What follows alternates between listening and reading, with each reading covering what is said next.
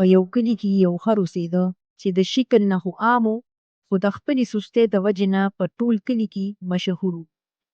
دې خر په ټوله ورځ د خوراک، اوده کېدو او آرام نه علاوه بل هیڅ څیز کې دلچسپي نه لرله. د هغه په نظر کې کار یو عذاب و او محنت یو بې فایدې شي چې ترې بچ کېدل یې عقلمندي ګڼله. دا خر د یو بزرګ سره اوسېده چې هر ورځ به دا خر د ځان سره کروندو او بازار ته د کار دپاره بوتلو. خو دا خر به په هر موقع کې د کار نه د بچ کېدو دپاره بهانې لټولې. کله به ورو روان شو، کله به ناڅاپه کېناسته او کله به داسې ښکاره کول چې لکه د ده خپه درد کوي. هغه به دا سوچ کو چې که لږ څه شي نو کار به کم شي. په شروع کې بزرګ هغه برداشت کړو.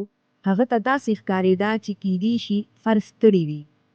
خو د وخت سره د خر عادت صفا ښکاره شو. هغه څومره چې د کار نه تښتېدو هماغومره کار به پرې زیاتېده. خو چونکې خر ته دا خبره نه وه پته. یوه ورځ بزرګ د یو اوږد او سخت سفر کولو. دا ځل د خر په شا بار لږ زیات و. کله چې خر بار ولیده نو مخکې مې په زړه کې دا فیصله وکړه چې په نیمه لاره کې به ضرور څه ډرامه کوم. کله چې سفر شروع شو خر په قصدن خپله چال سس کړه. هغه ته پوره یقین و چې اخر کار به بزرګ مجبور شي او بار به لږ کم کړي. په لاره کې یو نیر راغی. خر موقع ولیده او خپل ځان یې وغورځاوه. هغه دا سوچ وکړو چې اوس خو به کار بند شي.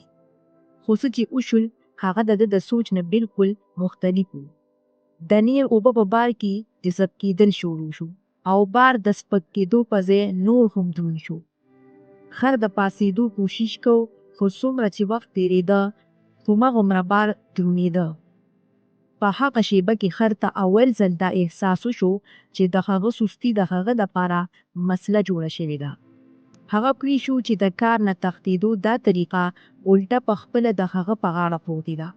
هماغه بار چې د محنت سره پورته کېدی شو اوس د هغه د ضد او سستۍ د وجې نه دوه چنده شوي و او په ډېره سختۍ هغه نیر نه راووته. دا سفر یوازې د هغه بدن نه بلکې د هغه سوچ هم ولړزاوه. هغه ته په اول ځل دا خبره معلومه شوه چې کار ایسارول کار ختمی نه بلکې زیاتی یې. سستي لږ وخت آرام ورکوي خو اخر کې تکلیف زیاتوي. د هغې ورځې نه وروستو د خر رویه بدلېدل شروع شو. هغه د کار نه د تښتېدو په ځای په وخت روانېده. هغه ته دا اندازه شوې وه چې کوم کار چې په وخت وشي هماغه اسان وي. اوس هغه پخوا غوندې کامچوره نه و پاتې ځکه چې هغه د خپلې سستۍ قیمت پخپله ادا کړی و.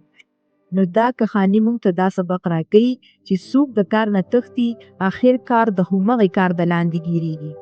او محنت وقتي ستړیوالی ورکوي خو سستي همیشه د درنې سزا په شکل کې واپس راګرځي.